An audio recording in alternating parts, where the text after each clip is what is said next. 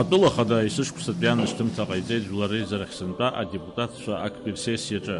Анашьҭымҭа аполитикатә хҭыс хадоуп аҳәынҭқарразы. Рауль Ҳаџьымбинарҭ баандырзааҭгылеит ртәыла аполитикатәи, аекономикатәи, асоциалтәи хырхарҭа хадақәа. Дрылацәажәеит иҩнызқьи жәохә шықәсазы аҳәынҭқарра анапхгара ирылымшаз.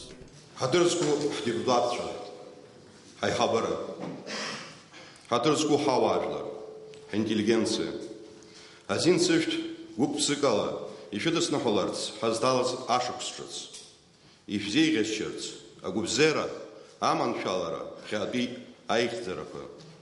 Ишыжәбо еиԥш, ҳтәыла арҿиара, уи аизырҳара иазку аусқәа мҩаԥысуеит адунеи аҿы аҳәынҭқарра дуқәа реиҿагылара ашәарҭа бааԥсы анацу аамҭазы. Егьа ус акәзаргьы, иҳалшо зегь ҟаҳҵоит Аԥсны асоциалтә економикатә зҵаарақәа азҿлымҳара рыгымхарц, маҷ-маҷ акәзаргьы азеиԥш ситуациа хаҭабзиарала аихтәразын. Сгәы иаанагоит, иахьа аизара иалахәу ибзиан еилышәкаауеит ҳәа ҳакәша-мыкәша ицәырҵуа агеополитикатә факторқәа ҳасаб шырзутәу. Зықьҩыла Аԥсны аҵеира рхы зқәырҵаз ахьыԥшымреи ахақәиҭреи иреиҳау аиааира ҳамаӡам. Уи аиқәырхаразын ари нахысгьы иҳалшо зегь ҟаҳҵалароуп. Ари аус аҿы хьаҵрак ҟалашам, аха иара убри аамҭазын азин ҳамам. Раԥхьаӡа акәны ҳара ҳазхазҵаз Аԥсны аҳәынҭқарратә шәарҭадара ахьчараҿы реалла иҳадгылаз Урыстәылатәи афедерациа иҟанаҵо ашьаҿақәа ратәамбара, ҳажәлари ҳаԥсадгьыли рлахьынҵа зыдҳәалоу аусқәа рҿы зегьы акырынтә ишәатәуп, изатәуп, икапантуп. Изеицәаарӡарызеи? Ҳара ҳмаҷуп. Адунеи аҿы иеиҿагылоу амчра дуқәа ҳрацлабыртә еиԥш алшара ҳамам. Убри аҟнытә абри аиҿагылара бааԥсы ҟәышрала, дипломатиала, ҳсуверенитет кьыск амамкәан ҳазлалҵша абри ауп сгәанала иахьатәи ҳаприоритетқәа раԥхьаӡа иргылатәу. Шәара ибзиан ишыбдыруа еиԥш, иҳаҩсыз ашықәсазын иеиуеиԥшым амзызқәа ирыхҟьаны Урыстәылатәи иҳауран иҟаз миллиардлатәи ацхыраара ахьтә имаҷӡоу процентқәак роуп иҳауц. Еиҳараӡак уи рныԥшит ҳабиуџьет еиҿкаарақәа, социалла акырӡа ихьызҳау ауааԥсыра, аха ҳара урҭқәа ҳрыхәамԥшыкәан ҳаҩныҵҟатәи ҳалшарақәа гәаҭаны абиуџьет усуҩцәа маҷк изызҳаз руалафахәқәа рызшәара ҳҽазаҳкит. Имариамызт ари апроблема аӡбара, аха хазы игоу республикатә усбарҭақәак ртәы ҳамҳәозар, ԥыжәарыла иҳаӡбеит. Аҭагылазаашьа лабҿаба иаҳнарбеит.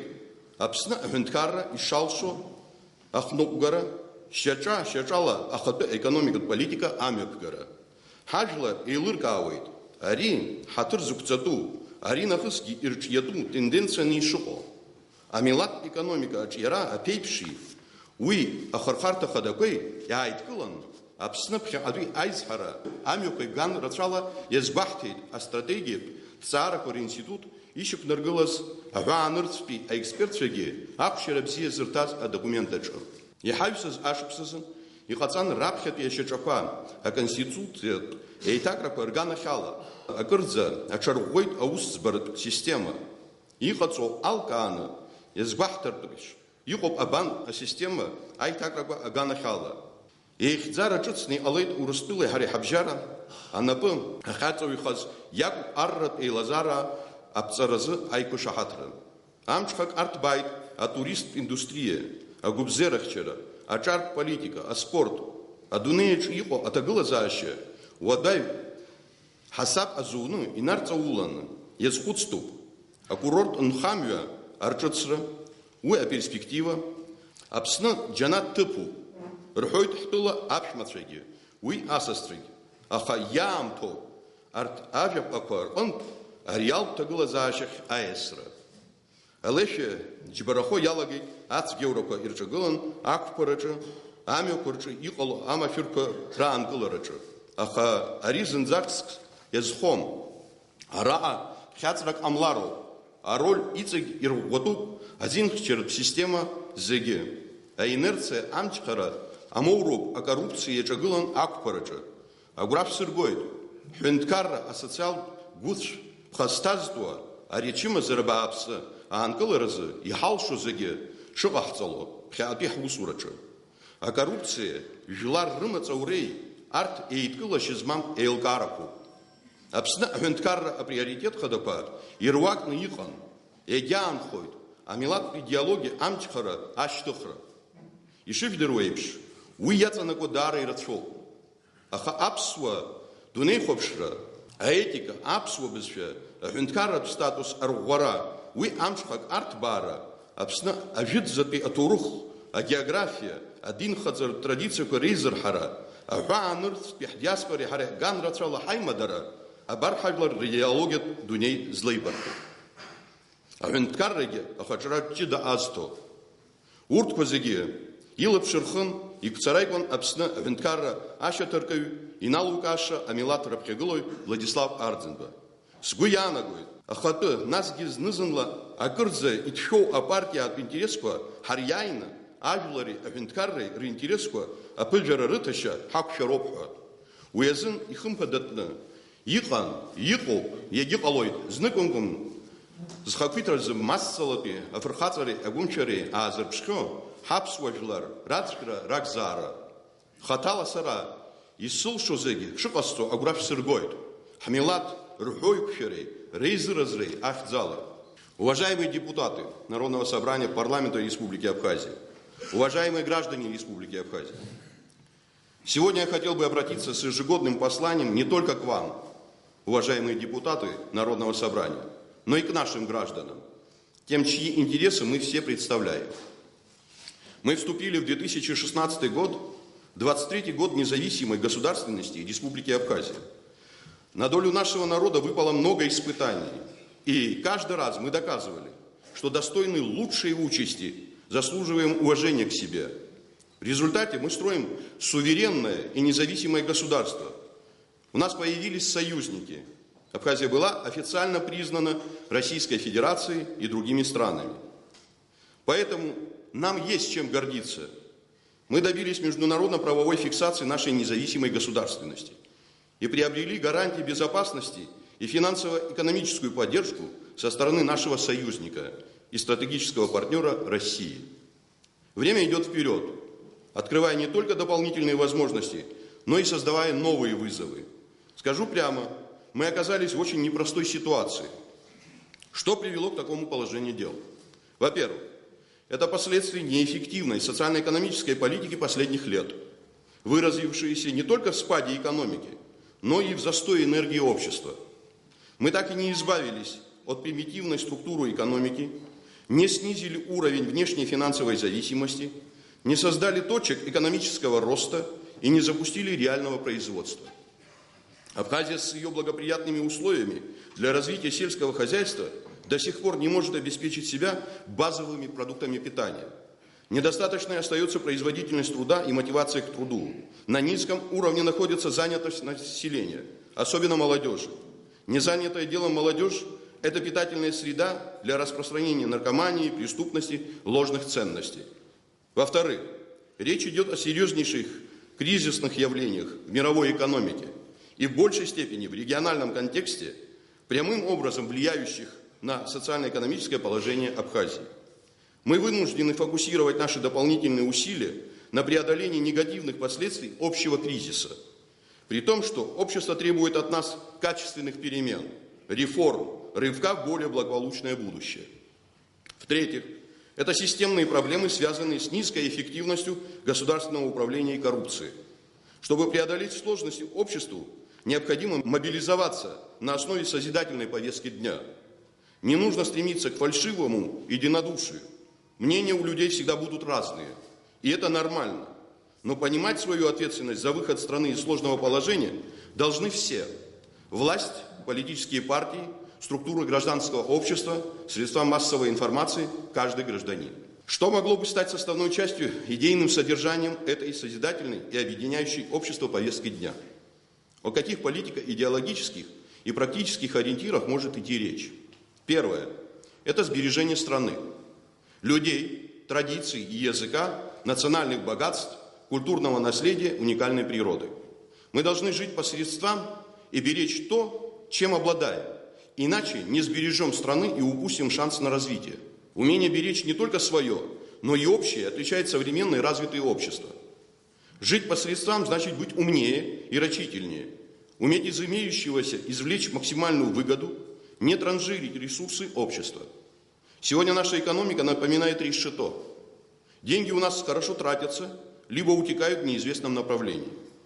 Но не создают капитала и не развивают экономику. Встречающиеся у нас проявления неофеодализма, кулачного права должны уступить место цивилизованным взаимоотношениям, основанным на законности и ответственности. Сбережение страны – это и бережное отношение к людям, к их мнениям. Недопустимо, когда политические предпочтения человека становятся основным фактором оценки его значимости для общества и государства. От критических выступлений нужно не отмахиваться, а извлекать из них полезные идеи. Второе – это развитие. Чтобы сохраниться, Абхазия должна интенсивно развиваться. Развитие – это открытость, готовность к сотрудничеству с внешним миром, привлечение инвестиций, создание благоприятных институциональных условий для ведения бизнеса в стране. Это и капитализация национальных богатств, развитие внутреннего инвестирования и поддержка национального предпринимателя. Это и реформы в ключевых сферах деятельности государства. Важно осознавать, без реального верховенства закона и эффективной судебной системы борьбы с коррупцией целей развития мы не достигнем. Третье – это самодостаточность. Речь идет не о полной экономической независимости, недостижимой в условиях современного мира, а о выходе в обозримой перспективе на приемлемый уровень самофинансирования. Без экономической основы суверенитет теряет содержание. Мы просто начинаем обманывать себя и в результате утрачиваем самоуважение и созидательный настрой. Четвертое – это патриотизм. Не только готовность защитить Родину, но и честно и много работать, добросовестно выполнять свои обязанности, быть успешным и эффективным на своем месте. И главное, не красть у своей страны и своего народа. Коррупционер не может считаться патриотом, даже если у него были заслуги перед Отечеством. Кроме того, здоровое и светлое чувство патриотизма не должно быть агрессивным, смешиваться с ксенофобией и стремлением к самоизоляции. Все это к патриотизму не имеет никакого отношения. И, наконец, пятое – это прозрачность.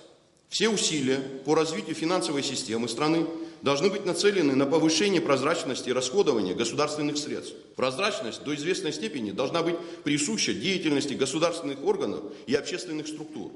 Общество должно знать не только то, куда и как тратятся государственные средства, но и как происходит обсуждение и принятие судьбоносных государственных решений. За прошедший год мы сумели немало сделать, чтобы доказать себе свою дееспособность.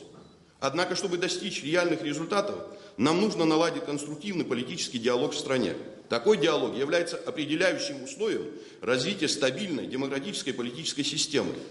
Таким же условием является и наличие политической конкуренции и плюрализма, вовлеченность общества в обсуждение и принятие решений по ключевым вопросам развития государства. Так и должно быть, и в этом преимущество наших исторических демократических традиций.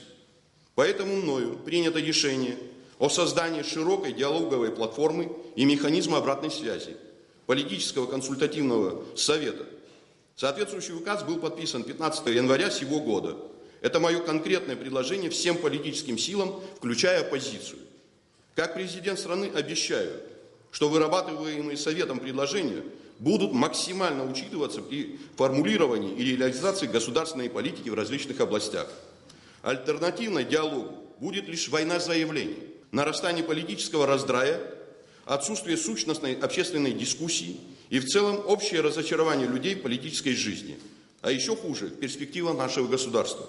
В обществе не должно быть непреодолимых противоречий, тех, которые не могли бы быть урегулированы цивилизованными средствами. Такой диалог должен регулярно происходить и в средствах массовой информации, в частности на телевидении. Эфир Абхазской государственной телерадиокомпании должен быть доступен для выражения разных точек зрения. Следует продумать специальный формат регулярного общения основных политических сил страны в прямом телеэфире. Важную роль в деле гармонизации политических отношений в стране должно сыграть гражданское общество, как путем предоставления площадок для взаимодействия политических сил, так и через образовательную и просветительскую деятельность. Сделаю в этой связи принципиальное замечание. Гражданское общество Абхазии – это не только совокупность различных негосударственных организаций, но это и сообщество граждан, людей, разделяющих гражданские ценности, то есть задумывающихся не только о своих правах, но и обязанностях, сознающих ответственность за общество и страну, готовых следовать правилам и сотрудничать друг с другом для достижения общих целей, даже если для этого надо отказаться от краткосрочной личной выгоды. Именно поэтому гражданское общество должно развиваться и укрепляться. Государство должно поддерживать полезные общественные инициативы, в том числе помогать некоммерческим организациям, несущим практическую пользу людям. Хочу подчеркнуть, что и действующие в стране общественные организации, и политические партии, и неправительственный сектор состоят из граждан, искренне заботящихся об интересах родной страны и народа. Поэтому я не приемлю пропаганды того, что в нашем обществе есть какие-то внутренние враждебные Абхазии силы, откуда бы эта пропаганда не исходила. Теперь позвольте мне обратиться к основным положениям послания. Уважаемые коллеги, повторю, что за истекшие годы в нашей стране не удалось построить современную и работающую на благо всего народа экономику и продемонстрировать впечатляющие результаты экономического развития. Почему так произошло? Начнем с того, что наша экономика, помимо других проблем, страдала от хронического недостатка инвестиций. Внутренние источники инвестиций, которые формируются за счет накопления прибыли абхазских предприятий, пенсионного фонда или государственных средств, у нас незначительны. Внешние источники до 2008 года были недоступны. Последние несколько лет, благодаря помощи Российской Федерации, появились средства, которые главным образом были направлены на восстановление социальной инфраструктуры. Это важная составляющая инвестиционной деятельности. Но она не смогла решить основополагающую задачу – дать толчок развитию нашей собственной экономики. Препятствием к привлечению инвестиций остается неблагоприятный деловой климат. С одной стороны, существующая налоговая нагрузка весьма комфортна для предприятий бизнеса, но меры по обеспечению гарантий защиты прав инвесторов у нас недостаточны. Эти меры зависят от уровня коррупции в стране, от эффективности правовой и судебной системы. В этой сфере у нас еще немало пробелов и недоработок. Не менее серьезной помехой в развитии нашей экономики и строительства государства в целом является распространение иждивенческой психологии и коррупционных моделей поведения. Мы стали заложниками экономической модели, основанной на популизме, иждивенчестве, на желании никого не трогать и делать вид, что у нас все хорошо. Мы привыкли не говорить друг другу правду, стыдливо закрывать глаза на творящийся рядом произвол, игнорировать или замораживать существующие проблемы. Многие годы откладывали принятие системных, принципиальных, возможно, болезненных, но нацеленных на перспективу решений. Мы также стали заложниками неэффективного государственного управления, которое словно тяжелый камень тянет нас вниз и не дает развиваться. Мы знаем примеры, когда государства не обладают никакими ресурсами и в течение исторического короткого промежутка времени за счет очень качественного управления достигает колоссальных результатов. У нас же обратная ситуация. Так больше продолжаться не может. Недостаточно считаю работу правоохранительной системы, в частности органов прокуратуры, по противодействию коррупции и борьбе с ее проявлениями. Эту работу надо вести системно и профессионально, доводить до конца расследования коррупционных правонарушений и привлекать виновных к ответственности. Правоохранительные органы должны бороться с коррупцией и в своих рядах.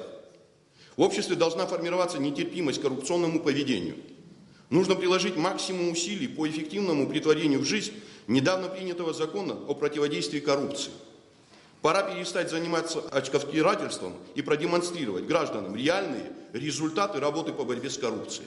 Коррупция – одно из проявлений и одновременно причин неэффективного госуправления.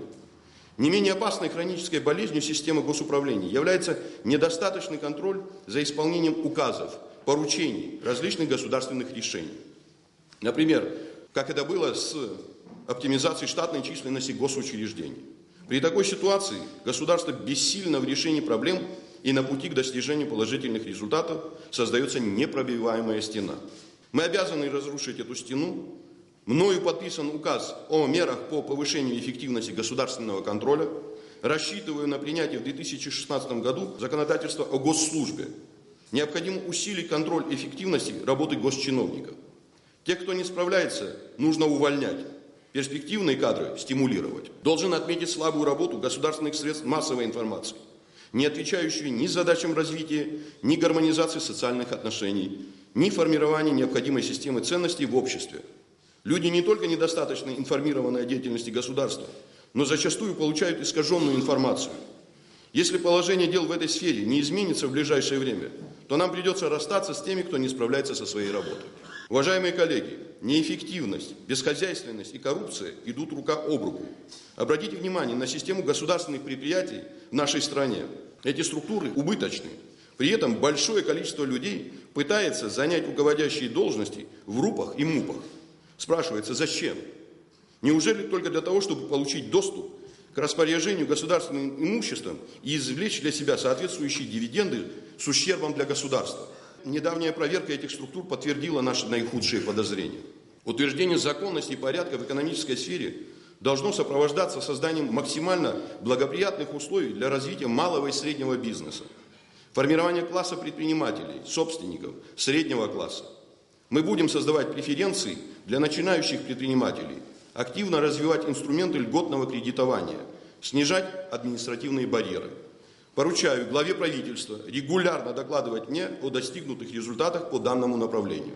Несомненно, важным начинанием 2015 года стала программа кредитования крупного и среднего бизнеса со стороны российского банковского сообщества.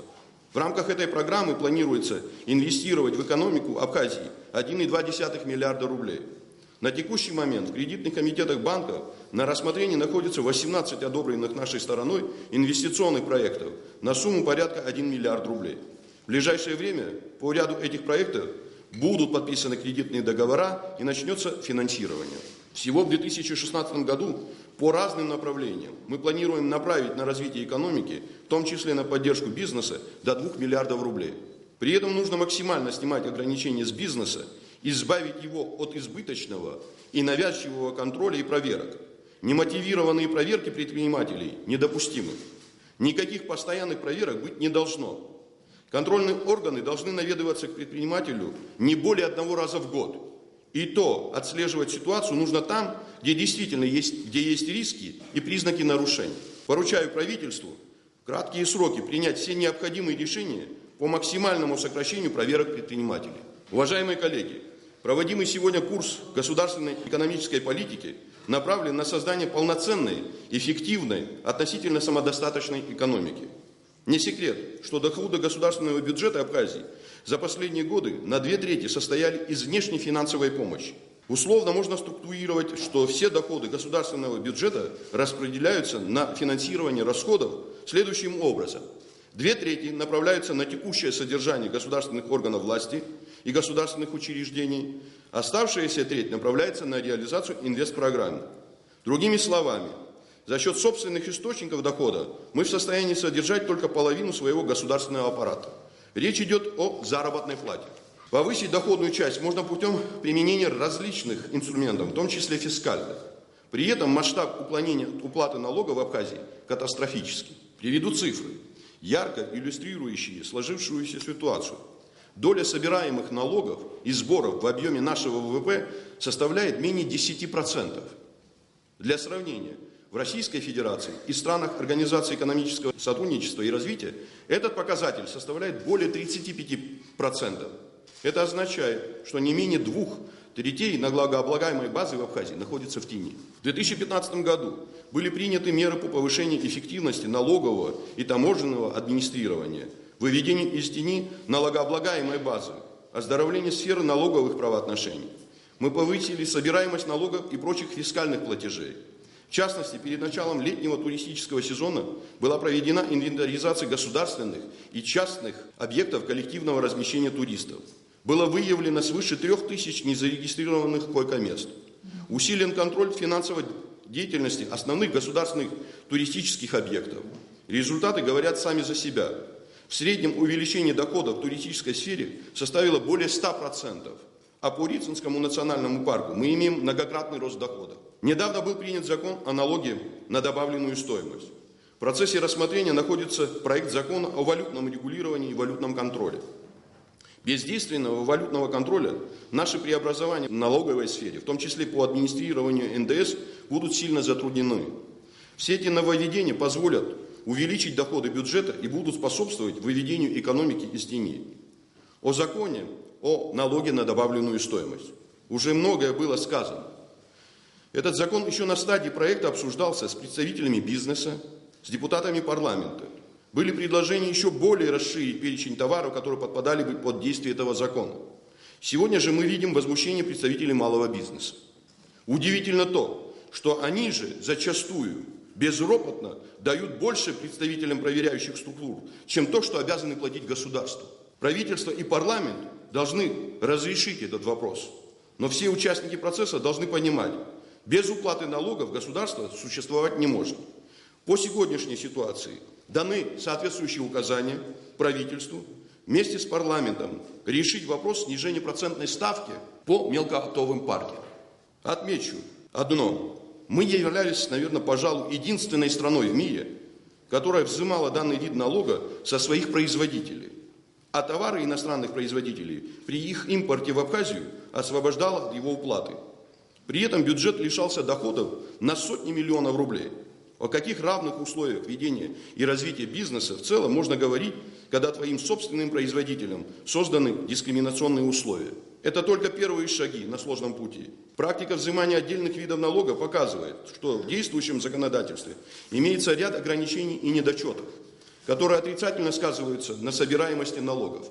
Мы готовы к дальнейшим масштабным реформам, таким как реформа закона о бухгалтерском учете, внедрение современных электронных технологий в области документооборота, реформам в области банковской деятельности и страхования, дальнейшего укрепления антикоррупционного законодательства и законодательства в сфере инвестиционной деятельности, сокращению количества неэффективных налогов.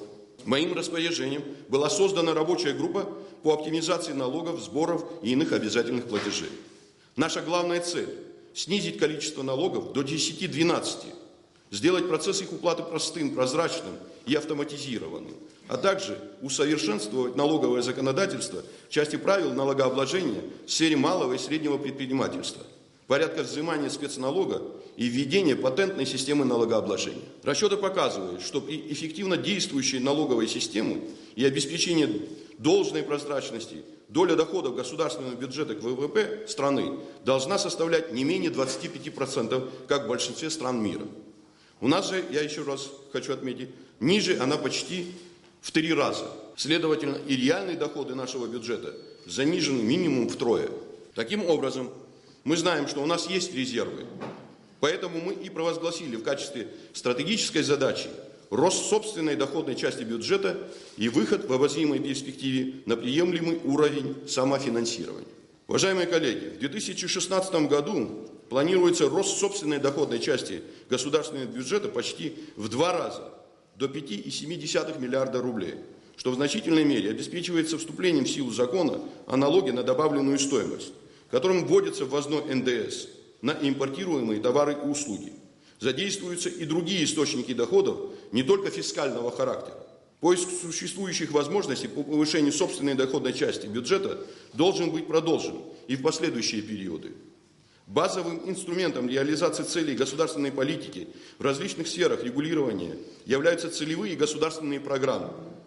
Бюджетное планирование должно основываться на программно-целевом методе финансирования. В бюджете 2016 года мы впервые начали использовать этот принцип в некоторых сферах. В перспективе Кабинету министров предстоит полностью перейти на программно-целевой метод финансирования в бюджетном процессе, сформировать систему оценки эффективности реализации программ. Одним из основных приоритетов бюджетной политики остается безусловное исполнение публично-нормативных и иных социально значимых обязательств, в том числе по выплате социальных пособий и компенсаций.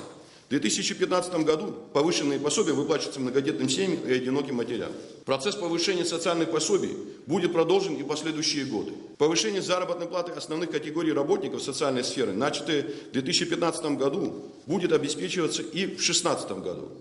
Оно требует совершенствования системы оплаты труда и проведения мероприятий по повышению эффективности деятельности учреждений в указанной сфере. Речь, в частности, идет о продолжении работы по оптимизации штатной численности органов госуправления и госучреждений. В развитии соглашения с Российской Федерацией разработан план мероприятий, реализация которого предстоит в 2016 и 2018 годах. Первоочередными задачами в бюджетном процессе должны стать эффективность управления государственными финансами, прозрачность финансовых потоков. Их реализация возможна только путем реформирования действующей бюджетной системы. В 2015 году были сделаны первые шаги в этом направлении. В сентябре Министерством финансов был запущен пилотный проект по переходу от банковской к казначейской системе исполнения бюджета. На казначейское обслуживание переведено 15 учреждений, включая администрацию президента, Министерство финансов, Академию наук. В течение 2016 года планируется поэтапный перевод всех участников бюджетного процесса, включая местные бюджеты. Казначейская система позволит наладить максимальный контроль за движением финансовых средств государственного бюджета республики. Проведена значительная подготовительная работа по разработке нового плана счетов. Утверждены новые коды бюджетной классификации, на основе которых формировался государственный бюджет в 2015 и 2016 годах. Однако фактическое состояние дел в организации бюджетного учета и отчетности выявило серьезные риски, которые могут стать препятствием на пути к успешной реализации начатых преобразований. Поэтому поручаю Министерству финансов разработать план мероприятий по переходу на новый план счетов, который должен включать в себя вопросы автоматизации учетных процессов для обеспечения единого методологического подхода при ведении бюджетного учета. Бюджетная реформа, которую мы активно начали, это дело нескольких лет, и участники бюджетного процесса должны быть готовы к этому. Уважаемые коллеги, дополнительные доходы бюджета в 2016 году будут направлены на реализацию программ в сфере образования, культуры, спорта, социальной поддержки населения и, что очень важно, на поддержку малого и среднего предпринимательства. Для того, чтобы государство могло реализовывать среднесрочные и долгосрочные экономические задачи, необходимо расширить горизонт планирования. Правительству совместно с Центром стратегических исследований была поставлена задача по разработке стратегии социально-экономического развития Республики Абхазия до 2025 года. Эта работа завершена и представлена общественности. Вслед за стратегией будут разработаны отраслевые программы, где будут прописаны конкретные задачи с обозначением четких параметров их реализации. Проводится работа и по привлечению иностранных инвестиций. В 2015 году мною были совершены рабочие визиты в ряд субъектов Российской Федерации, в частности в Татарстан, Удмуртию, Республики Северного Кавказа, Карачаево-Черкесию, Адыгею, Кабардино-Балкарию, Северную Осетию, Аланию. Удалось выйти на реальные договоренности по инвестиционному сотрудничеству в развитии сельского хозяйства, туризма и промышленного производства. В рамках ответного визита в Абхазию президента Татарстана Рустама Минниханова были конкретизированы совместные проекты в области экономического развития. Для улучшения качества работы с инвесторами при Министерстве экономики было создано государственное инвестиционное агентство. Началась работа по созданию перечня инвестиционных проектов. С помощью российских коллег ведется работа по формированию государственного реестра полезных ископаемых. Уважаемые коллеги, банковская система Республики Абхазия в 2015 году развивалась на фоне сложных внешнеэкономических условий. Однако при этом деятельность Банка Абхазии и кредитных организаций страны вышла на отчетливую позитивную траекторию. Реализованные Банком Абхазии меры по обеспечению системной устойчивости банковского сектора и его оздоровления привели к тому, что если на начало 2015 года из 8 коммерческих банков Абхазии только 3 являлись прибыльными, а еще 3 кредитные организации были на грани отзыва лицензий, то к концу 2015 года 6 кредитных организаций показали положительный финансовый результат.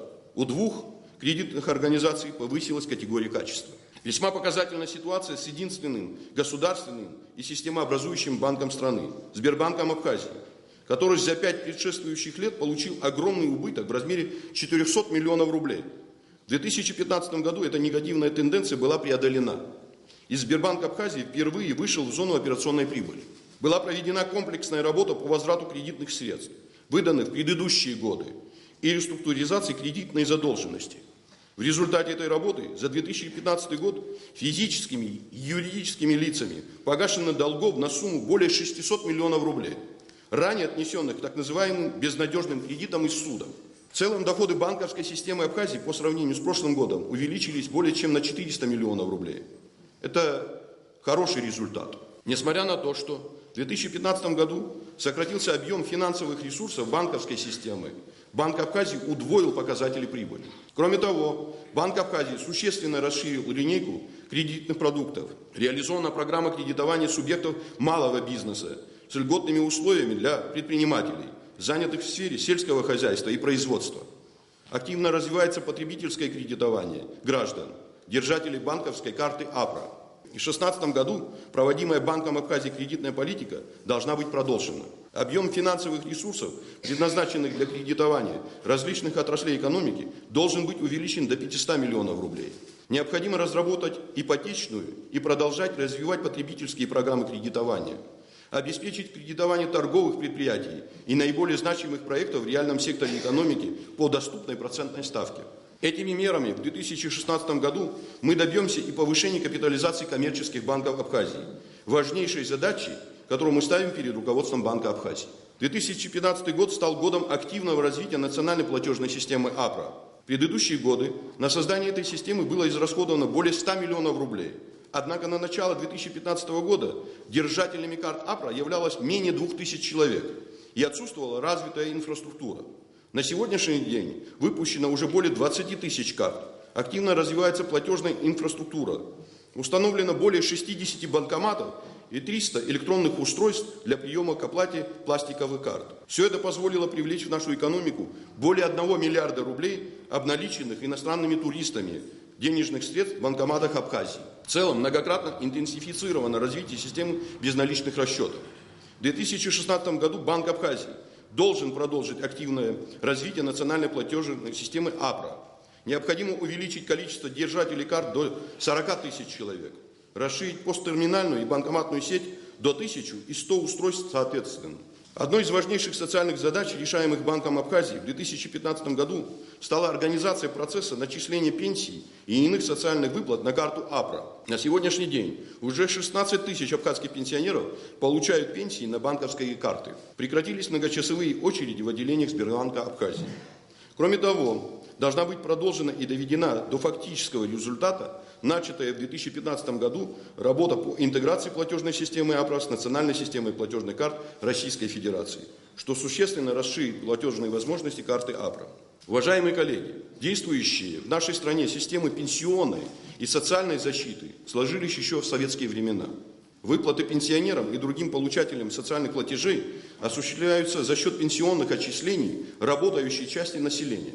В частности, на это были направлены созданные в предыдущие годы 6 внебюджетных фондов, осуществляющие социальную поддержку наиболее незащищенных категорий граждан.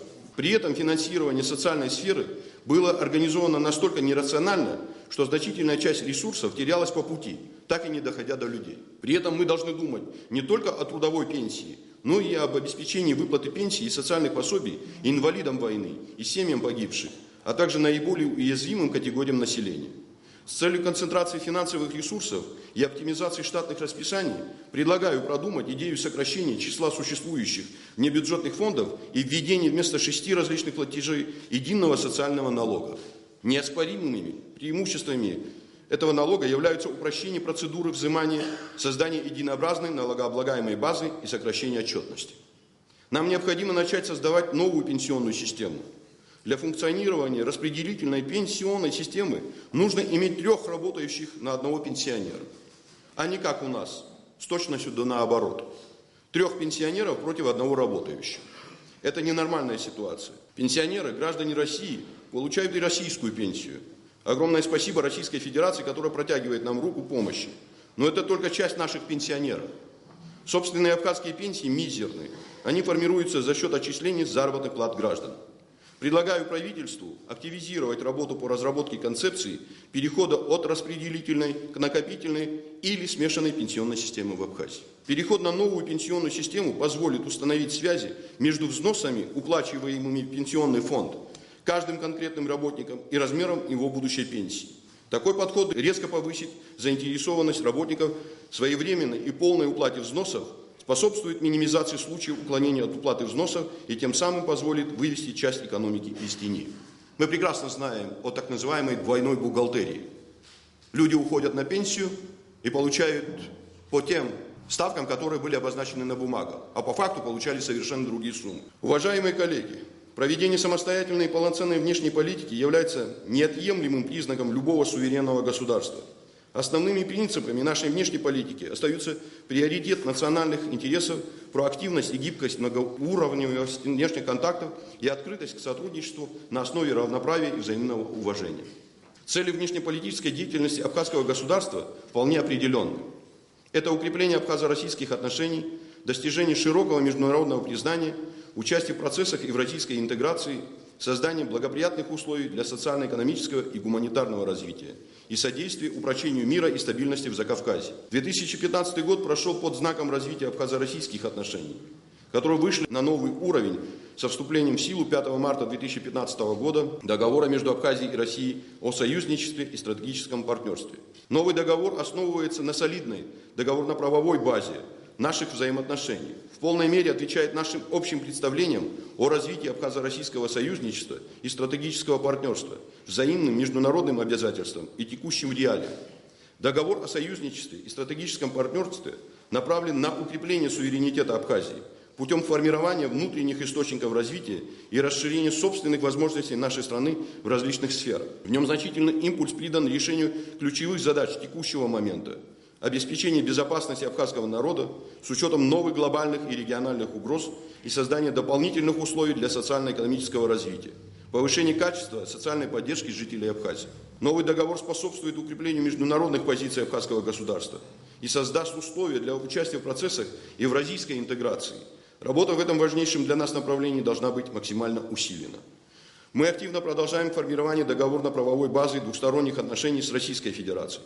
Только в 2015 году было заключено 11 двухсторонних соглашений, межгосударственных, межправительственных и межведомственных, не считая планов сотрудничества на 2016 год, подписанных целым рядом ведомств.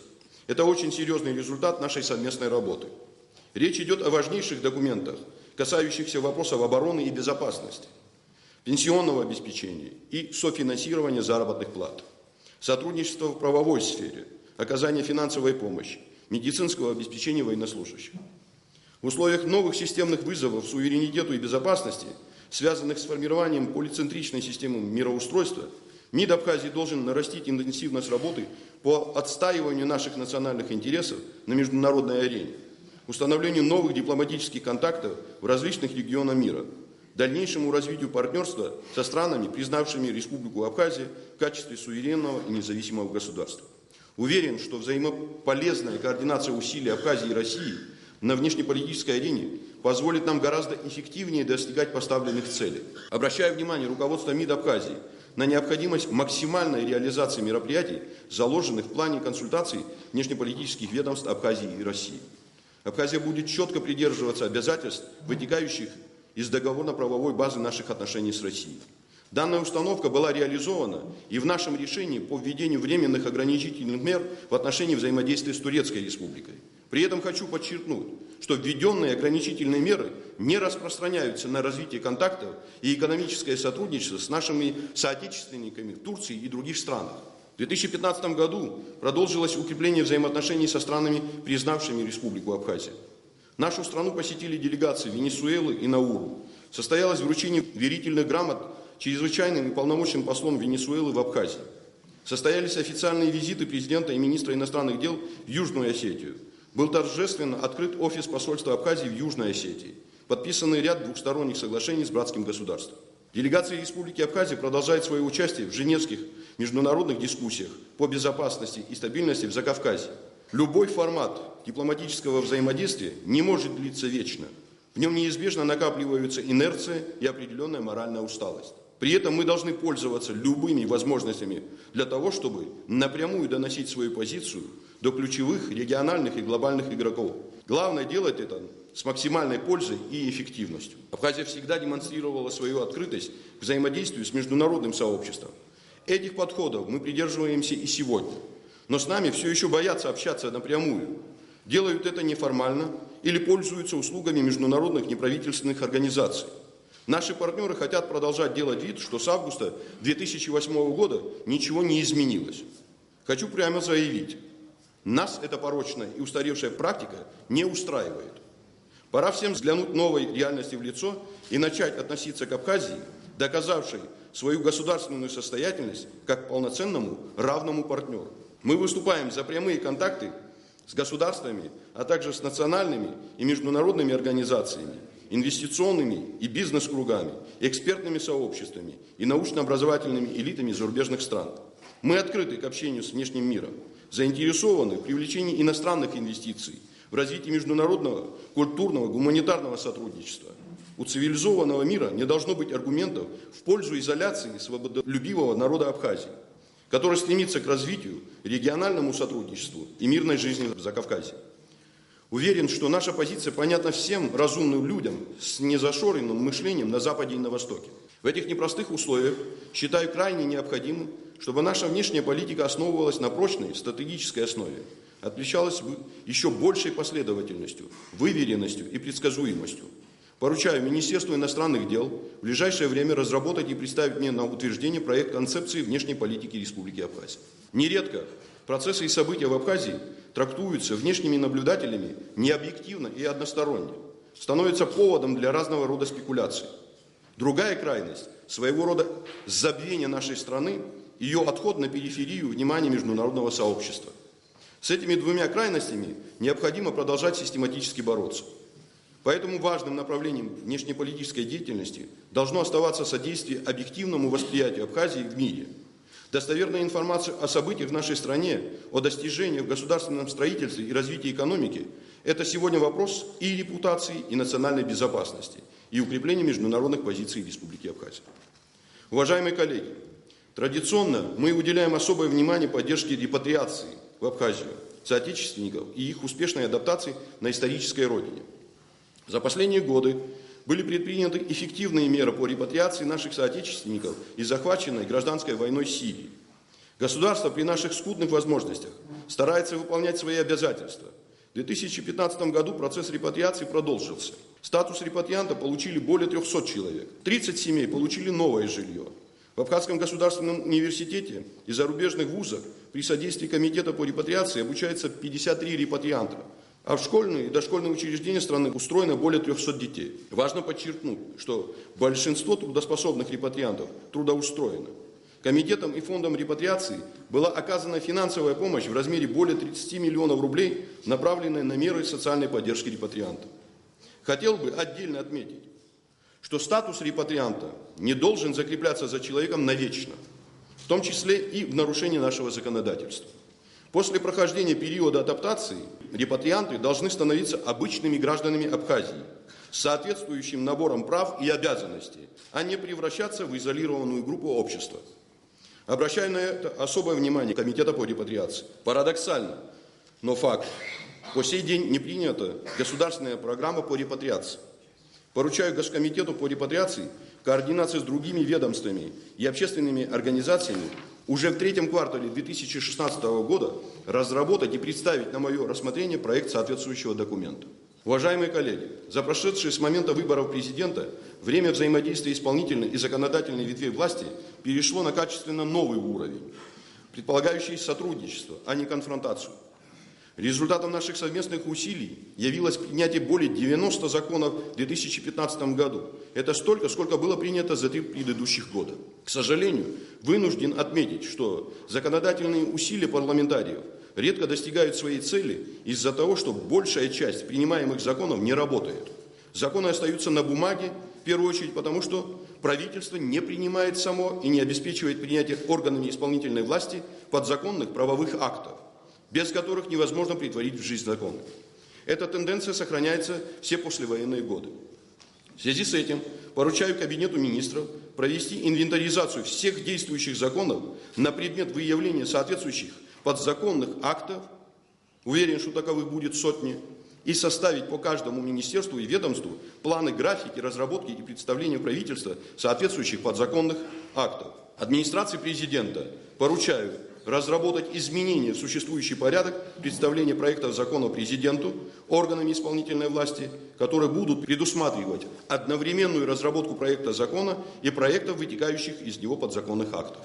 Также для качественного изменения сложившейся ситуации и в целях повышения эффективности участия исполнительной власти в законопроектной деятельности предлагаю за счет сокращения других должностей рассмотреть вопрос о введении в отдельных министерствах должностей статс-секретарей, на которые будут возложены обязанности по обеспечению нормативно-правового регулирования в установленной форме деятельности. В истекшем году мы провели большую работу по законодательному претворению в жизнь конституционных изменений, принятых в 2014 году. Реформировали законодательство о судебной ветви власти и связанные с ним процессуальные законы. Для реализации нового судебного законодательства необходимо дополнительно изыскать более 150 миллионов рублей. Это непростая задача. но мы ее поэтапно решаем.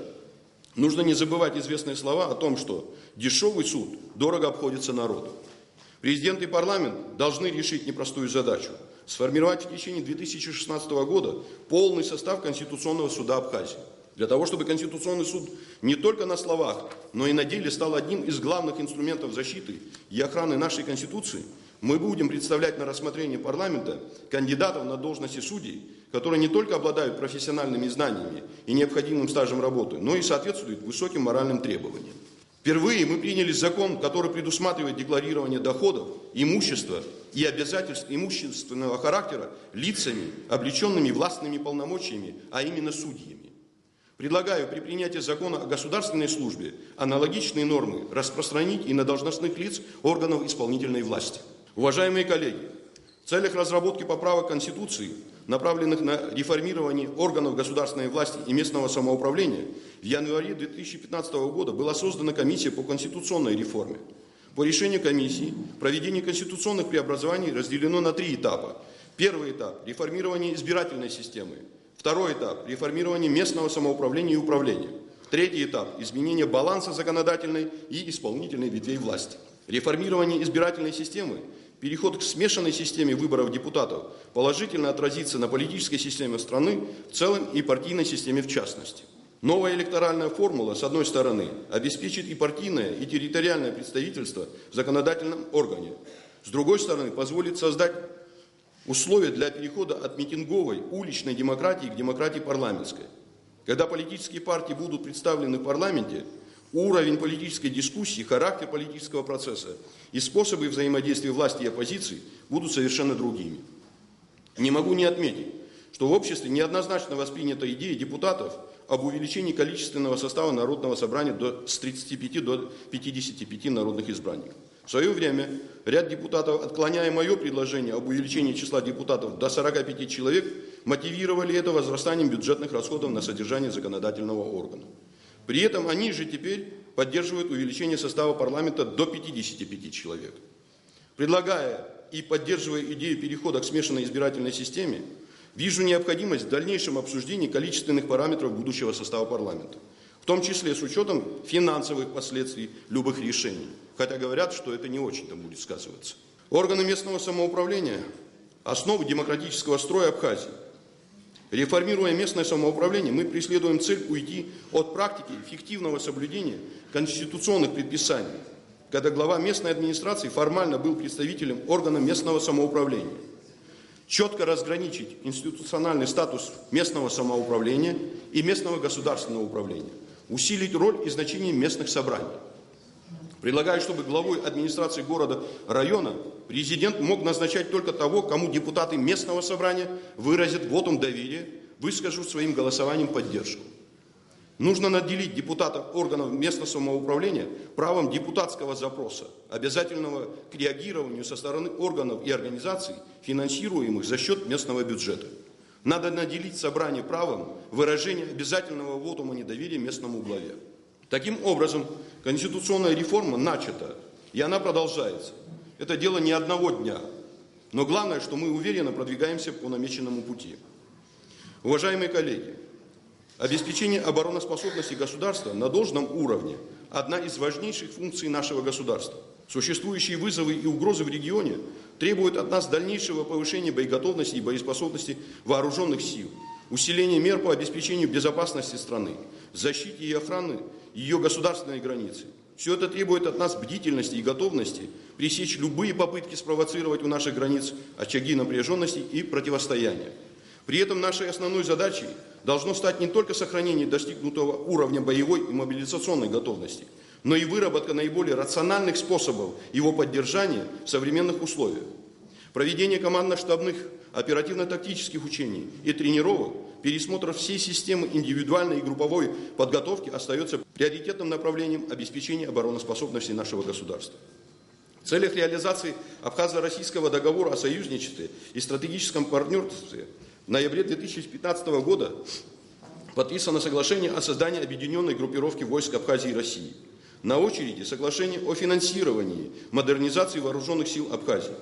Создание единого оборонного контура Абхазии и России не только имеет большое значение для укрепления обороноспособности нашего государства и повышения боеспособности Абхазской армии, но и послужит общей стабилизации ситуации в регионе. Уважаемые коллеги, вопросы обеспечения внутренней безопасности в числе наших приоритетов. МВД, его подразделения и структуры являются ключевым государственным институтом, который призван защищать законность и правопорядок. Крайне важно привести работу органов внутренних дел в соответствии с задачами и требованиями нынешнего времени. В работе правоохранительных органов не должно быть места непрофессионализму, некомпетентности, равнодушию. Каждый сотрудник органов внутренних дел должен повышать уровень своей культуры. Только тогда он осознает ответственность, которая лежит на его плечах. Он должен постоянно работать над собой, набираться полезных знаний и навыков. Высшая и наиболее объективной оценкой работы органов внутренних дел должно быть доверие граждан. Авторитет органов внутренних дел должен неуклонно повышаться. Материальная составляющая в работе правоохранительных органов, конечно же, очень важна. В этом не может быть никаких сомнений. Работа органов внутренних дел должна достойно вознаграждаться. Государство будет всемерно поддерживать правоохранительные органы. Рассчитываю, что реализация двухсторонних договоренностей с российской стороной, в частности, готовящейся к подписанию соглашения об информационно-координационном центре органов внутренних дел, позволит нам более эффективно работать над улучшением криминогенной ситуации. Очень важно представляется работа по совершенствованию нормативно-правового регулирования деятельности органов внутренних дел. Необходимо провести полную ревизию существующей нормативно-правовой базы, выявить недостатки законодательства и правоприменения. Поручаем Министерству внутренних дел активно начать эту работу. Считаем необходимым принятие закона о борьбе с организованной преступностью, который предусматривал бы и работу по предотвращению распространения криминальной идеологии и ценностей. Не секрет, что часть нашей молодежи все еще находится в плену ложной романтики криминальной жизни, старается жить не по законам, а по понятиям. Мы должны преодолеть эту тенденцию. Бывают случаи, когда криминальный мир открыто бросает вызов правоохранительной системе нашего государства. Наш ответ будет жестким и принципиальным. Закон и порядок в Абхазии превыше всего. Важнейшее значение в деле обеспечения безопасности имеет эффективная работа спецслужб, отвечающих за выполнение задач, напрямую связанных с защитой национальных интересов Абхазии, стабильность общественного развития и обеспечение прав и свобод наших граждан. Служба государственной безопасности должна быть готова к реагированию как на традиционные, так и на новые типы угроз, в частности, связанные с терроризмом, подрывной работой, а также с коррупцией, оргпреступностью, защитой данных в сфере государственной безопасности и иными угрозами. Серьезное внимание предстоит уделять укреплению пограничных рубежей, модернизации погранпереходов, других объектов пограничной инфраструктуры, в первую очередь на грузинском участке границы. По этому направлению активно развивается сотрудничество с Российской Федерацией, которое уже обеспечило существенные результаты. Граница должна быть полностью защищена. Ей должен быть придан современный облик как полноценной границы суверенного государства Республики Абхазия. Уважаемые коллеги, стать полноценным и эффективным государством, уважаемым в мире, невозможно без просвещения и развития интеллектуального потенциала. Общество без науки и образования обречено на деградацию и исчезновение. Сегодня в научной сфере достаточно проблем и социальных, и финансовых, и организационных. Задел научных знаний, включая фундаментальные, которым мы располагаем, в основном был создан еще в советское время. Невозможно бесконечно его эксплуатировать. Встает задача модернизации всей научной сферы. Очень важен рост доли молодых ученых в абхазской науке. Мы должны закрепить эту тенденцию, создавая для наших ученых дополнительные возможности для творческой реализации, постановки новых амбициозных целей, чтобы добиваться признания не только в Абхазии, но и в мире. Во всемирной поддержке нуждаются АБЕГИ и другие институты системы Академии наук Абхазии. Основная составляющая научной инфраструктуры страны. Крайне необходимо усовершенствовать систему финансирования всех этих исследований. Здесь нужны новые подходы, переход от сметного и текущего зарплатного финансирования к проектному финансированию и грантовому выделению средств. Мы заложили грантовый механизм финансирования научных исследований в бюджете 2016 года. Наука может и должна развиваться не только в академических институтах, но и в образовательных учреждениях. Сегодня во всем мире университеты трансформируются в исследовательские университеты, чтобы проводить на должном уровне научную работу и обеспечивать высокое качество образования. Знания очень быстро устаревают. Если профессорско-преподавательский состав вовлечен в научно-исследовательскую работу, то студентам они будут давать более качественные и современные знания. Поэтому развитие университетской науки мы будем всемирно поддерживать. В 2015 году мы вдвое подняли заработные платы сотрудникам Абхазского государственного университета. В 2016 году рассчитываем на завершение капитального ремонта здания ГУ. Статус флагмана высшего образования страны Абхазского государственного университета должен укрепляться. Многие проблемы, стоящие перед абхазской наукой, могут быть разрешены при поддержке наших российских коллег, профессиональном взаимодействии ученых и институций Абхазии и России. Сегодня абхазская наука должна помочь нам в определении места, которое Абхазия занимает в современном мире, и указать пути гармоничного встраивания в общемировые процессы. Понятно, что ни одна страна мира не может одинаково успешно действовать по всему спектру научной работы. Поэтому необходимо четко определить приоритеты, на которых будет сконцентрирована основная часть государственных средств, а объем которых пока не столь внушителен. Это те приоритеты, которые должны быть одобрены и приняты как в научных кругах, так и в обществе в целом. Уважаемые коллеги, необходимо, чтобы учителя в школах постоянно повышали свою квалификацию, не отставали бы от существующих в мире образовательных стандартов. Ключевое значение имеет то, какие ценности прививаются ученикам, как формируются их личности, сознание, мышление, какой пример они берут с учителей. Ведь именно сам учитель является самым живым и поучительным примером для ученика. Задача учителя сделать так, чтобы ученик не только получил максимум необходимых знаний, но и стал бы полноценной и разносторонней личностью, гражданином в высшем смысле этого слова. Всего этого не добиться, если заниматься своим делом формально без души. Хочу подчеркнуть, педагогические работники всегда будут в числе приоритетных групп, которым государство намерено уделять особое внимание. Мы поэтапно повышаем оплату труда учителей, планируем продолжать работу по реконструкции и ремонту школ. На следующий год впервые запланирована реализация государственной целевой программы «Образование-2016», а общий объем расходов бюджета на развитие системы образования заметно увеличится. Рассчитываю на успешную реализацию системы мер по повышению качества образования и поддержке педагогических работников, предусмотренную статьей 20 Абхазо-Российского договора о сотрудничестве и стратегическом партнерстве. Учительской профессии необходим приток свежих сил. Она должна стать уважаемой и востребованной среди молодых образованных людей. Для этого должен расти престиж профессии учителя, а также создаваться соответствующая система стимулов. Поручаю Министерству образования и науки представить дополнительные предложения по данному вопросу до начала нового учебного года. Особое внимание необходимо уделять изучению государственного языка, повышению качества его преподавания. Есть вопросы к учебникам и учебным пособиям по абхазскому языку и литературе. Считаю, что учебники должны не усложнять процесс обучения, а облегчать его, прививать любовь к предмету. Много еще предстоит сделать в модернизации системы образования в стране, разработке современных образовательных стандартов и программ, унификации учебников и пособий, по которым учатся дети. Надо думать и об оптимизации системы образования, в частности сети образовательных учреждений, особенно в сельской местности. Главное – это качество предоставляемых образовательных услуг. Хочу подчеркнуть, развитие науки и образования должны стать одной из наших национальных идей, быть залогом успеха нашего государственного проекта и служить противовесом негативным социальным тенденциям. Уважаемые коллеги, поддержка молодежи и молодежная политика – один из приоритетов государственной политики. Мы должны думать не только о досуге молодых людей, но и об их всестороннем развитии, физическом и духовном, самореализации, решении их социальных проблем, борьбы с негативными привычками и зависимостями алкогольной, табачной и наркотической. Молодые люди должны заниматься спортом и вести здоровый образ жизни, быть активными, вовлекаться в предпринимательскую деятельность, интересоваться жизнью во всем ее многообразии. Криминально-блатное мировоззрение, пристрастие к автомобилям, отсутствие смысла жизни – разве это должно быть свойственно нашей молодежи? Мы должны предложить молодым людям совершенно другую альтернативу. Таким образом, к вопросам молодежной политики необходимо подходить широко и системно. Поручаю Государственному комитету по молодежной политике разработать в 2016 году программу государственной молодежной политики, уделив особое внимание ценностной составляющей и предложив конкретные и действенные меры по всесторонней поддержке молодых людей. В ближайшие годы мы также должны приступить к разработке последующей реализации программы материнского капитала. Отдельное внимание в 2016 году будет уделено вопросам обеспечения жильем молодых семей. К сожалению, мы за 20 лет практически ни одного шага не сделали для повышения качества жизни молодых семей.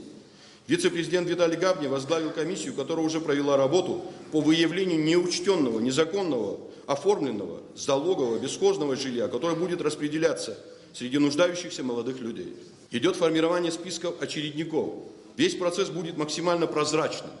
Мы должны, наконец, сдвинуть к мертвой точке решение этого важнейшего социального вопроса. Вопросы молодежной политики тесно связаны и с задачами развития физкультуры и спорта. Показатели здоровья и физической подготовки детей, молодежи, призывников, количество курильщиков, рост алкоголизма и наркомании говорят об остроте проблемы развития массового спорта и физической культуры в Абхазии. Мы многократно отстаем от развитых стран по показателю регулярных занятий физической культурой. В 2015 году были определенные положительные тенденции. Впервые в нашей новейшей истории Республика Абхазия получила право на официальное участие в чемпионате мира по карате Киокусинкай. А в 2016 году наша страна примет чемпионат мира по футболу по эгидой КАНИФА. Ведется работа по развитию спортивной инфраструктуры. Обновляется кадровый состав работников физкультуры и спорта. Наши спортсмены были направлены в высшие школы Олимпийского резерва. При этом очевидно, что без комплексного подхода, предусматривающего в том числе улучшение качества государственного управления в сфере физкультуры и спорта, просветительскую и пропагандистскую деятельность среди молодежи, внимание к материально-технической базе и кадровому обеспечению системы массового спорта, четкую систему приоритетов, ситуацию не изменить. Поручаю Госкомитету по спорту приступить к разработке концепции развития физической культуры и спорта в Республике Абхазия. Уважаемые коллеги, 2015 год был богат на культурные события. Министерством культуры и охраны историко-культурного наследия Республики Абхазия было реализовано значительное количество мероприятий и проектов в сфере культуры. Открылся Государственный молодежный театр, проводятся выставки фотографов, художников, премьерные показы спектаклей, концерты классической и народной музыки. Отдельно стоит отметить открытие первого международного фестиваля культуры Фазиля Искандера «Стоянка человека» и приезд в Абхазию деятелей культуры мирового масштаба, таких как знаменитый российский кинорежиссер Александр Сакуров, скульптор и художник Михаил Шемякин. Музыкальный фестиваль «Хибла Герзма» приглашает, уже давно стал визитной картой Абхазии и выдающимся событием культурной жизни страны. В 2016 году пройдет юбилейный 15-й фестиваль, и государство всемирно поддержит его организацию. Успешно проходят мероприятия в рамках культурного сезона Россия-Абхазия. Реализуются и другие проекты. Культура – это не только искусство, но и все то, что определяет облик народа, система ценностей и поведенческих моделей, внутренний механизм функционирования любой человеческой общности. Чтобы развиваться и быть успешными, бороться с негативными социальными практиками, обеспечить стабильное будущее новым поколениям, мы должны уделять значительное внимание вопросам культурного развития. Большая работа была проведена по созданию государственного списка объектов истории и культуры Республики Абхазия. Этот документ был мною подписан 29 декабря 2015 года. Государственный список является главной базой для реализации республиканской целевой программы инвентаризации недвижимых объектов историко-культурного наследия, расположенных на территории Республики Абхазия на 2016 и 2018 годы. Сохранение богатого культурного наследия нашего народа имеет колоссальное значение. Речь идет о сбережении наших исторических памятников, зданий, храмов, всего того, что определяет особый облик Абхазии. Но мы говорим и о бережном отношении к традиционным нормам и ценностям и другим компонентам уникальной абхазской культуры, которая формировалась на протяжении веков. Мы должны, сохраняя и оберегая наше культурное наследие, активно преобразовывать его энергию в современные культурные достижения. Путь развития современных, конкурентоспособных государств – модернизация при сохранении этнической и культурной самобытности. Традиционные ценности не противоречат задачам динамичного развития. Именно таким путем идут многие развитые страны, достигая при этом весьма ощутимых результатов. Материальная и духовная культуры взаимосвязаны, поэтому грубое, хищническое, варварское отношение к памятникам культурного наследия – это не только проявление бескультурия, но и прямое преступление против своего народа и государства. Необходимо активнее заниматься подготовкой и реализацией международных, в первую очередь, абхазо-российских проектов в сфере культуры, способствующих росту престижа абхазской культуры, формированию позитивного образа Абхазии за рубежом. Налаживание культурных связей, прорывающих гуманитарную изоляцию Абхазии, должно стать одним из инструментов защиты интересов страны за ее пределами. Развитие культуры, как и других важных сфер общества, должно основываться на прочном системном фундаменте.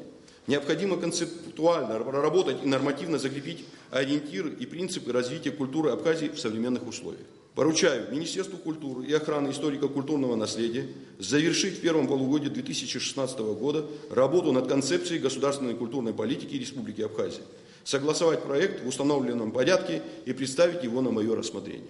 Поддержка молодых деятелей культуры и искусства, а также подготовка профессиональных кадров должны стать одним из основных акцентов государственной политики в сфере культуры. Нужно изыскивать возможности для оказания необходимой поддержки молодым талантам и деятелям искусства. Нужно создавать творческие площадки, лаборатории, арт-инкубаторы, где могли бы вызревать и воплощаться в жизнь культурные инициативы молодых людей. Необходимо приложить дополнительные усилия к возрождению театральной культуры, повысить посещаемость театров, сделать их работу регулярной. Нужно организовывать периодическое посещение спектаклей школьниками и студентами. Важно развивать сотрудничество с театрами и театральными вузами России, приглашать в Абхазию иностранных режиссеров и работников театра. Рассчитываю, что эти и другие вопросы будут успешно решаться, в том числе в процессе реализации плана сотрудничества между Министерствами культуры Абхазии и России на 2016 год. Уважаемые коллеги, развитию здравоохранения и охраны здоровья в стране мы придаем особое значение. Укрепление здоровья нации – задача системного характера, от которой зависит будущее страны. После завершения в рамках комплексного плана реконструктивно-восстановительных работ в крупных медучреждениях, в частности в Республиканской и Гудаутской районной больнице, стала задача оснащения этих объектов медицинским оборудованием и инвентарем. Только в истекшем году на эти цели выделено более 45 миллионов рублей, помимо тех, которые предусмотрены инвестпрограммой. К сожалению, наши лечебные учреждения пока не в состоянии обеспечить весь объем, ассортимент и качество медицинских услуг, в которых нуждается наше население. Поэтому в 2015 году мы продолжили оказание адресной финансовой помощи гражданам Абхазии, нуждающимся в получении медицинской помощи за пределами страны. По данному направлению профинансировано около 60 миллионов рублей. Расширен спектр лечебных учреждений в субъектах России, с которыми подписаны договоры о сотрудничестве по оказанию медицинских услуг гражданам Абхазии. Продолжается работа по бесплатному обеспечению граждан Абхазии лекарственными препаратами и изделиями медицинского назначения. Здесь особое внимание мы уделяем инвалидам войны. Однако, при этом есть много нареканий со стороны людей по порядку организации и финансирования этих работ. Министерству здравоохранения следует взять этот вопрос под особый контроль. В новом отделении гемодиализа в Республиканской больнице города Сухум увеличено количество аппаратов «Искусственная почка» для полного охвата данной категории больных. Особо отмечу, что в бюджете 2016 года впервые заложено финансирование целевых программ в сфере здравоохранения. Нам необходимо активнее осуществлять меры по оптимизации системы здравоохранения. Предлагаемые меры уже нашли свое отражение в проекте государственного бюджета на 2016 год. Что понимается под оптимизацией системы здравоохранения? Во-первых, речь идет о повышении качества планирования здравоохранения и проведения профилактических мероприятий, в том числе путем выявления реальной картины состояния здоровья людей, улучшения качества медицинской статистики, анализа заболеваемости. По данному направлению приводится в соответствии с мировыми стандартами нормативно-правовая база, в том числе внедряются современные стандарты оказания медицинской помощи и протоколы лечения больных. В 2015 году началась масштабная всеобщая диспансеризация населения страны, которая не проводилась последние 25 лет. Предусмотрено профилактическое обследование не менее 60% взрослого населения и профилактические осмотры 100% детского населения. Во-вторых, это решение вопросов кадрового обеспечения системы здравоохранения. В 2015 году на обучение, постдипломное образование и повышение квалификации врачей и медперсонала выделено более 6 миллионов рублей. На работу в лечебные учреждения страны принято 26 молодых врачей разных специальностей, окончивших ведущие вузы России и других государств. В 2016 году работа по кадровому обеспечению организации здравоохранения должна быть усилена. В-третьих, это меры по структурной модернизации системы здравоохранения. Мы должны избавляться от неэффективных расходов, оптимизировать сеть больниц, поликлиник и других лечебно-профилактических учреждений, за счет этого обеспечить дальнейший рост зарплат медицинских работников, а главное повысить качество медицинского обслуживания. Однако недопустимы поверхностные, формальные, бюрократические подходы. Например, нельзя закрывать фельдшерско-акушерские пункты или больницы там, где есть в них жизненная необходимость. Остро стоит вопрос о централизации службы скорой и неотложной помощи. Необходимо создать единую диспетчерскую службу, реорганизовать работу таким образом, чтобы максимально сократить время приезда медиков.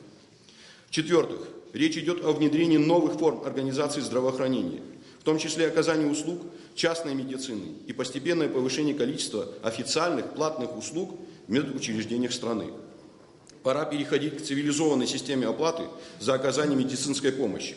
Это позволит вывести из тени доходы лечебных учреждений, увеличить заработную плату врачам и медперсоналу и решить вопрос обеспечения лечебных учреждений расходными медицинскими материалами.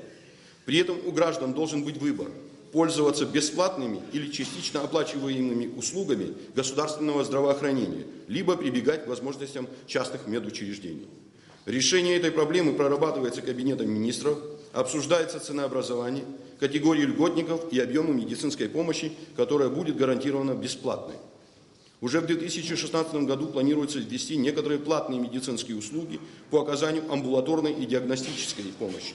В этой связи необходимо принять в окончательном чтении проект закона о здравоохранении и приступить к разработке законопроекта о медицинском страховании, которые создадут правовую основу деятельности системы здравоохранения и изменят систему финансирования лечебных учреждений в рамках оказания ими гарантированного объема бесплатной медицинской помощи.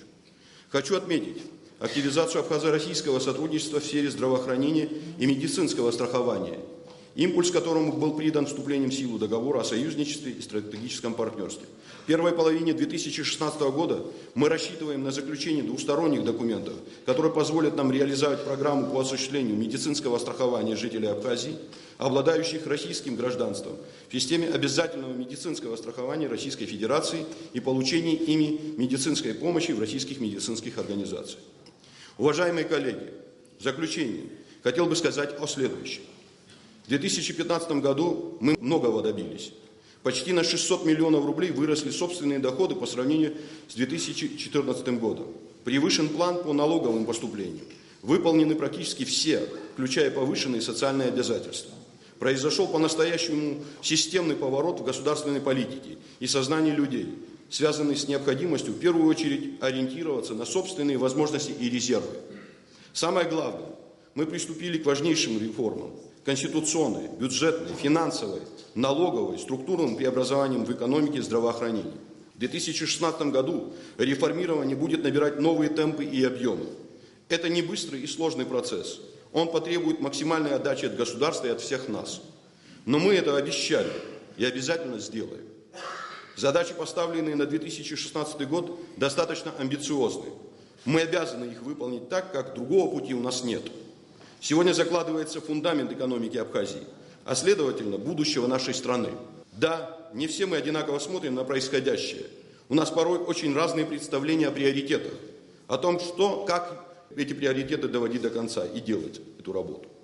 Но я не сомневаюсь в том, что все мы в конечном счете хотим одного – лучшей жизни для наших людей. Поэтому очень важно, чтобы каждый из нас осознал свою часть ответственности за настоящее и будущее нашей страны.